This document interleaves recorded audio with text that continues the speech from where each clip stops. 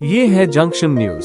Subscribe करें और पाएं हर बड़ी खबर सबसे पहले। मेजबान हमारे सभा के करीबाई उपस्थित और काफी लगनशील और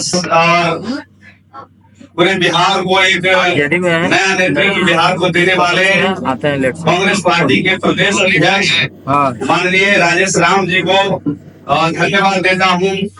साथ ही मंच में विराजमान हमारे साथी मंच पर विराजमान हमारे सहयोगी साथी चंदन राज जी जो आज हम लोग के साथ पार्टी की सदस्यता ग्रहण किए हैं, उनको भी तहे दिल से धन्यवाद देता हूं। और हमारे साथ मनोज जी जो पिछले 10 साल से कदम मिला करके मेरे साथ काम कर रहे हैं, इन्हें भी तहे दिल से धन्यवाद देता हूं। और हमारे बीच एक लालू सदा हमारे छोटे भाई हैं जो हम लोग के साथ ही काम करते रहे हैं, इन्हें भी तहे दिल से धन्यवाद देता हूँ। नीलेश जी, कमलेश जी और हमारे बीच कैसर बाबू एक महिला मित्री बैठी हुई है, सब लोग अमिता भूषण जी है, सबको धन्यवाद देता हूँ कि आप लोगों ने एक ऐतिहासिक पल को बरकरार रखते हुए हम लोगों को कांग्रेस पार्टी की सदस्यता दी है, इसलिए सबको बहुत बहुत धन्यवाद।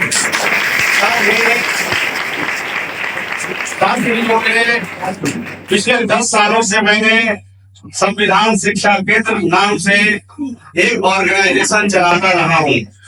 उस ऑर्गेनाइजेशन के तहत मैंने अभी रजिस्टर्ड नहीं किया हूँ।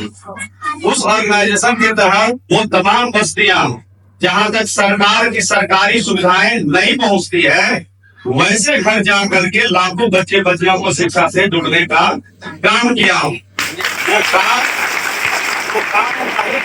है कि हमारे भी जो भी रोड में अभी शामिल है, बहुत सारे लोग फंसे हुए हैं रोड पे, बहुत सारे लोग सारे बच्चे के माता पिता ही आपके कार्यक्रम में आ करके हमें गौरवान्वित करने का पल महसूस कराया है, इसलिए आपको धन्यवाद।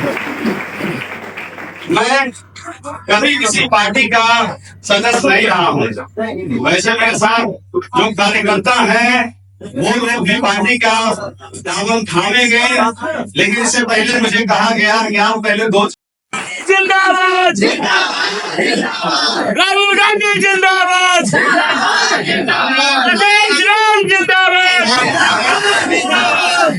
आंदोलन करने जा रहे हैं मजबूत नेता केवल जिन्हें अजीत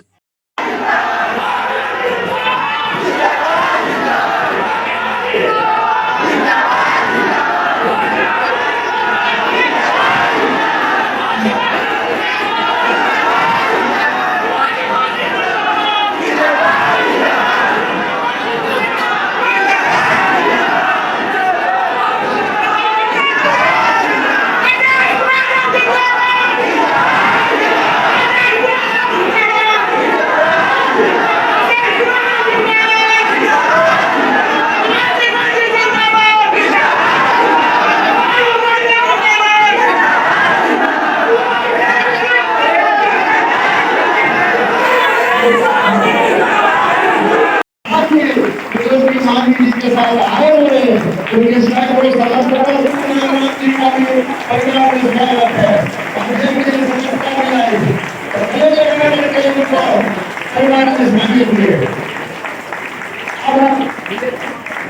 नीलेश कुमार जी से आग्रह करते हैं। नीलेश कुमार राम जी जो एक मजबूत नेता है, उनको अध्यक्ष जी कांग्रेस परिवार में शामिल करा है। नीलेश कुमार राम जी को तैयार करके अध्यक्ष जी शामिल कर रहे हैं। इनके साथ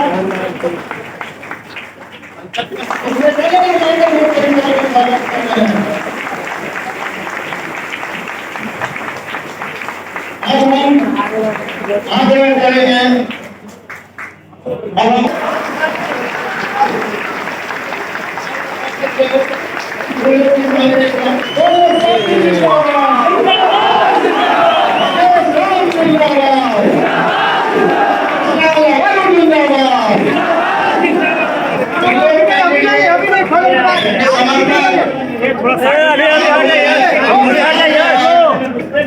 अभी हट जाइए, अभी हट जाइए।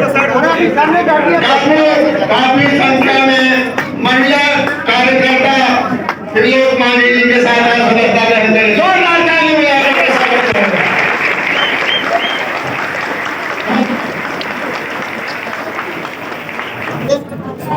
जोरदार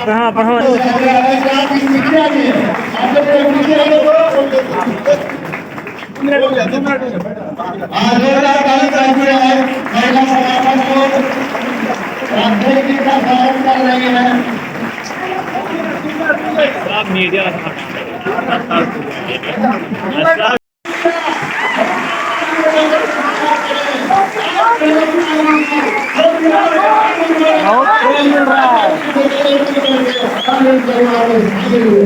उनके साथ चंद्रनाथ जी को उनके मांझी जी का स्वागत करें। जोरदार ताली बजाकर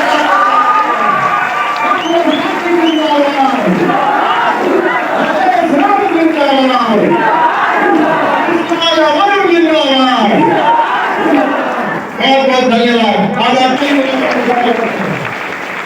दादा पीछे हटिए ना दादा। अब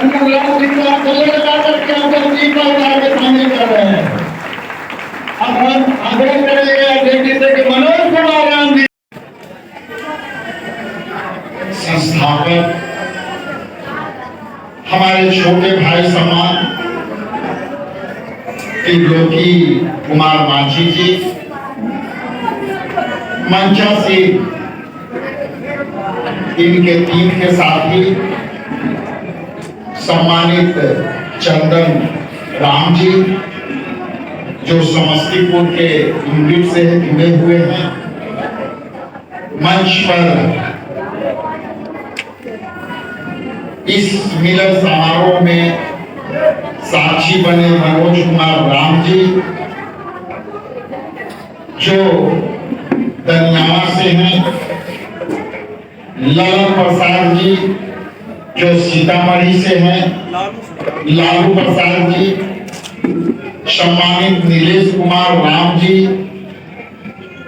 सम्मानित कमलेश जी और कई महिला नेत्री कुसुम देवी जी, सम्मानित सुनीता जी, सम्मानित सुनील कुमार जी, सम्मानित अनिल कुमार जी, सम्मानित भीम कुमार जी और अशोक वर्मा जी और यहाँ हमारे पार्टी के वरीय नेता आदरणीय कपिलदेव प्रसाद यादव जी, सम्मानित हमारे साथी रहे बिहार विधानसभा के पूर्व सदस्य आदरणीय अमिताभ भूषण जी, नालंदा के किशोर जी और सदस्यता अभियान के सहयोगी मुनन कुमार जी और इस हॉल में जो हमारे माता बहनें बैठे हैं, जो नौजवान बैठे हैं, मैं सबको दिल की गहराइयों से आपको प्रणाम करता हूं, नमस्कार करता हूं, अभिनंदन करता हूं और जय भीम बोलता हूं।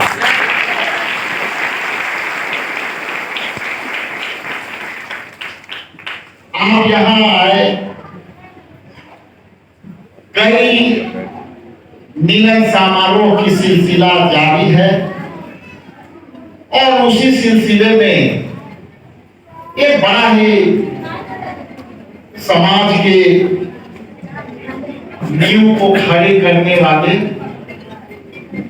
त्रिलोकी जी के प्रति और इनके तमाम जो मैंने नाम लिया, मेरे पास आपके लिए शब्द नहीं है कि आपने जिस तरह से समाज को खड़ा करने का काम किया, वो जितना भी तारीफ की जाए वो कम है।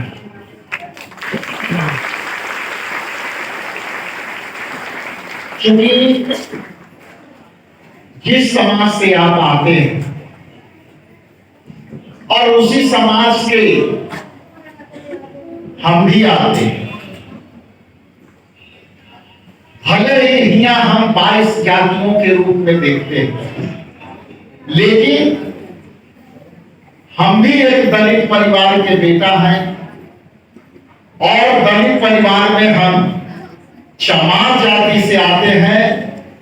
और आप यहाँ बैठे हमारे कहीं न कहीं या तो रिश्तेदार हैं या मेरे ब्लड के रिश्ते हैं, इसलिए आज मैं बहुत ही दिल के गहराई को साफ करता हूं। क्योंकि आपकी भावना जिस तरह से दलित समाज में आज भी शिक्षा की कमी है और जिस तरह से आपने यहाँ पे जो लोग उपस्थित हैं, जो समाज में बांटने वाले लोग हैं, आपने इन लोगों को हक दिलाने में इन 22 जातियों का भी ख्याल रखा है, उसके लिए भी आपको धन्यवाद। क्योंकि यही हम महादलित कहते हैं, तो महादलित का शाब्दिक अर्थ है डिप्रेस्ड क्लास, और डिप्रेस्ड क्लास के मतलब है कि शिक्षा से वंचित, आर्थिक रूप से वंचित, रहन सहन में से वंचित, खान पान से वंचित, और सबसे जो गहरी बात है कि समाज में अनटचबिलिटी और छुआछूत का भेद को भी हम लोग झेलते हैं। इसलिए बाबा साहब ने कहा कि संघर्ष करो, संगठित रहो और शिक्षित रहो। लास्ट में बहुत ही प्रचलित जो है बाबा साहब का एक संदेश है जो सबके लिए है, लेकिन सबके लिए है, उसमें सबसे ज्यादा जरूरी दलित समाज के लोगों के लिए है, और वो है शिक्षा वो शेरनी का दूध है, शिक्षा वो शेरनी का दूध है, जो पिएगा वो दहाड़ेगा, जो पिएगा वो दहाड़ेगा। इसलिए त्रिलोकी जी और जितने भी यहाँ सदस्य हैं, इसने जिस तरह से एक माता जी को बुलाया, और आज वो शिक्षा का ही असर है कि इस मंच से दहाड़ के गई साधारण महिला, साधारण वेशभूषा में रहने वाले मंच के बन गए, और इसका असर शिक्षा का असर है। आप सही कहते कि संविधान हमें कई अधिकार देता, लेकिन अधिकार पाते पाते पाते पाते क्या हमारे संविधान से मिले अधिकारों से जो अंतिम पंक्ति में बैठा व्यक्ति, जिसे हम दलित, पिछड़ा, अति पिछड़ा समाज कहते हैं, क्या उनको संविधान में दिए गए प्रावधानों का लाभ मिला? तो मेरे जैसा व्यक्ति ये कहेगा कि आज भी नहीं मिला, आज भी उसी तरह से दलित पीटे जाते हैं, आज भी उसी तरह से भेदभाव है, आज भी शिक्षा में देने में भेदभाव है। इसीलिए संविधान में आदरणीय राहुल गांधी जी बार बार कहते हैं, और वो दो बातें प्रमुखता से कहते हैं कि हमें आरक्षण के 50% के दायरे को बढ़ाना होगा, और वो तभी बढ़ेगा जब हम जातीय जनगणना कराएं। और राहुल जी ने कहा था कि जब तक जातीय जनगणना नहीं होगी तब तक ले हम दलित हैं, पिछड़े हैं, अति पिछड़े हैं, EWES हैं, इनकी हम एक्सरे नहीं कर पाएंगे कि किनको कितना शिक्षा मिला, किनको कितना आर्थिक लाभ मिला, किनको शिक्षा से नौकरी मिला। और उसी साजिश के तहत ये 50% के आरक्षण के दायरे को किसी षड्यंत्रकारी ने आरक्षण को जो है कंट्रोल करने के लिए 50% के आरक्षण को लॉक करके रखा है। इसलिए राहुल गांधी कहते हैं कि जब तक ले आरक्षण की दायरे नहीं बढ़ेगी, कांग्रेस पार्टी आदरणीय राहुल गांधी के नेतृत्व में और राजेश कुमार के संघर्ष के नेतृत्व में, त्रिलोकी जैसे यहाँ बैठे लोग इस संघर्ष के नेतृत्व में ये भी लड़ाई हमको लड़ना होगा। जब तक ये लड़ाई हम नहीं लड़ेंगे तो अकेले अकेले बंट करके हम कुछ नहीं कर पाएंगे।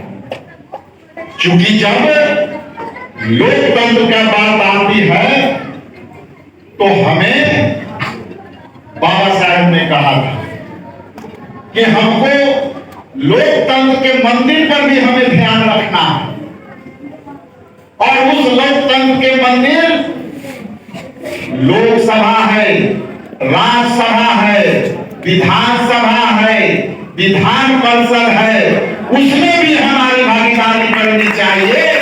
ये जब तक ये दायरा नहीं रहेगा और ये सामाजिक लड़ाई, न्यायिक लड़ाई में यदि हम आर्टिकल 55 के बात करते हैं तो हमारा जो आरक्षण का दायरा है, जिस तरह से बीजेपी के सरकार ने आरक्षण को कमजोर किया और उस आरक्षण को कमजोर करने में परोक्ष रूप से केंद्र सरकार ने, नरेंद्र मोदी जी के सरकार ने जो है परोक्ष रूप से हमारा आरक्षण खत्म कर दिया। वो इसलिए कैसे खत्म किया?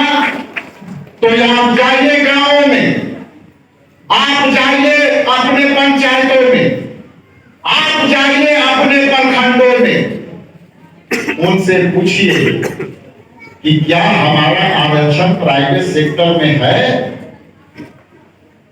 क्या हमारा प्राइवेट सेक्टर के फैक्ट्रियों में दलितों के, पिछड़ों के, अति पिछड़ों के आरक्षण है? नहीं है।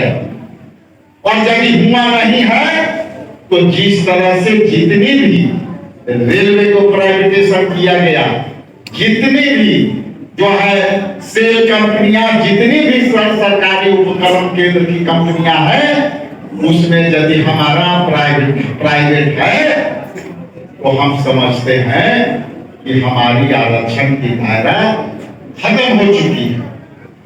और चूंकि सरकारी और गैर सरकारी संस्थानों में हमारा आरक्षण कुछ % का है और उस सरकारी में हमारी नौकरियां बहाली नहीं हो रही है, केंद्र सरकार के ग्रामीण विकास में यदि बहालियां नहीं हो रही है, बिहार सरकार के ग्रामीण विकास में यदि बहालियां हो रही है, तो हमको आरक्षण में। लेकिन कोई भी सरकार के केंद्रीय मंत्रालय है, उसमें कोई भी बहालियां अभी नहीं होती, और यदि नहीं होती तो आपका आरक्षण सीधे तौर से वो खत्म है। क्योंकि वो सारे काम प्राइवेट कंपनी, अडानी और अंबानी जैसे लोग कर रहे हैं। चाहे वो बिजली उत्पादन की जो है थर्मल पावर हो, चाहे सड़क बनाने का हो, चाहे हवाई अड्डा बनाने का हो, आप देखिएगा कि वहां पर मैन पावर की कैपेसिटी मशीन से हो रही है और हमारे पास हाथ में काम नहीं है। और ये यदि काम आता भी है तो अडानी अंबानी जैसे लोगों की जो है फैक्ट्रियों में, उनके कंपनियों में हमारे लोगों का जगह नहीं है, आरक्षण नहीं है। इसलिए हम जहां हैं वहीं हम रह गए। आप जानते हैं कि जब से नरेंद्र मोदी सरकार आई है, हमने इंदिरा आवास की बात करते थे, और आज माता बहने आप जानते हैं अपने गांव में कि जब कांग्रेस की केंद्र में सरकार ही थी तो शिक्षा के गारंटी भी देती थी, और शिक्षा के गारंटी के साथ साथ इंदिरा आवास भी बना करके देती थी। लेकिन आप हाथ उठाइए कि आज यदि इंदिरा आवास के बात आती है तो क्या 2000 रुपया नहीं मांगे जाती है ये सरकार से? आपके पास जितने लोग जाते हैं वो 2000 रुपया आवास सहायक आपसे मांगते हैं, और आप देने में सक्षम नहीं है। यदि आप एलिजिबल हैं भी तो आपका आवास नहीं मिलता। आप शिक्षा की यदि बात करें तो जब मनमोहन सिंह की सरकार थी तो गरीबों के लिए सर्व शिक्षा अभियान चलाया गया, और उस सर्व शिक्षा अभियान के ये ताकत थी कि गरीब गुर्बे के बच्चे बहुत आराम से उनको कुछ अवसर मिलता था, और यदि वो रहता तो त्रिलोकी जी जैसे लोगों को इतनी कड़ी मेहनत नहीं करना पड़ता। लेकिन आपको बताते चले कि जब केंद्र सरकार आई तो सर्वप्रथम सर्व शिक्षा अभियान को ही बंद कर दिया, और जब बंद किया तो हमारे पास दलित पिछड़ों के जो है शिक्षा का अवसर अचानक खत्म हो। इसलिए यदि सामाजिक न्याय की बात लड़नी है तो ये निश्चित रही, यहाँ राजेश कुमार राम जब तक ले बैठा है तब तक ले आपको कभी कोई सोचने की आवश्यकता नहीं है। मैं पूरे ताकत से और पूरे विश्वास से आपको ये विश्वास दिलाता हूं कि सदाकत आश्रम की दरवाजा भले ही आप कोई कारण से पहले नहीं जुड़े हों, मैं स्पष्टवादी व्यक्ति हूं, भले ही आपके मन में कोई संकुचित विचार रहा हो, भले ही आपको जुड़ने का मन हो और किसी कारण से नहीं जुड़ते हो, लेकिन आज राजेश राम यहाँ बैठा है तो आपको दिल खोल करके आपको जोड़ने के लिए वो आपको ताकत देने के लिए है।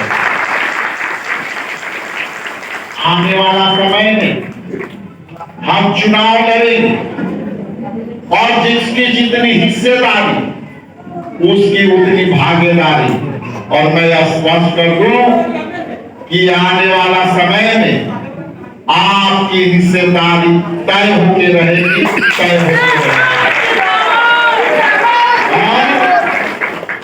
यदि उसके लिए हमको यदि किसी से सीधे तौर पर लड़ना होगा तो आपके हिस्सेदारी के लिए राहुल गांधी भी लड़ेंगे और मैं भी लड़ूंगा।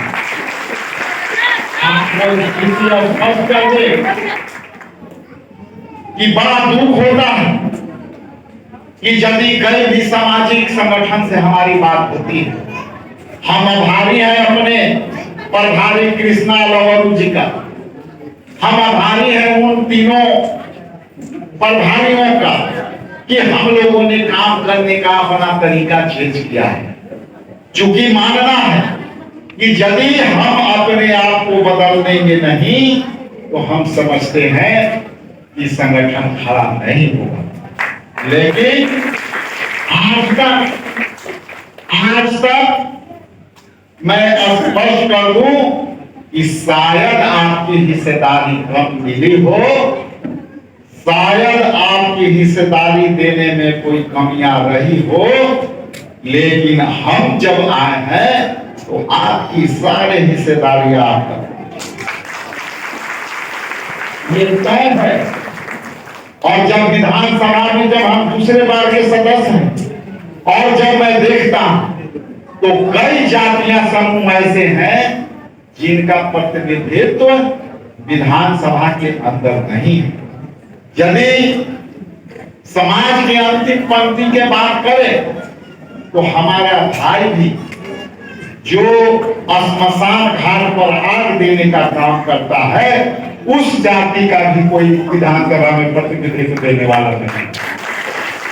आज उसे भी मौका मिलना चाहिए। हम आज से नहीं इस मिशन में जुड़े हैं। हम बड़ी आभारी हैं अपने आदरणीय के राजू साहब का, जो केरला कैडर के वाईएस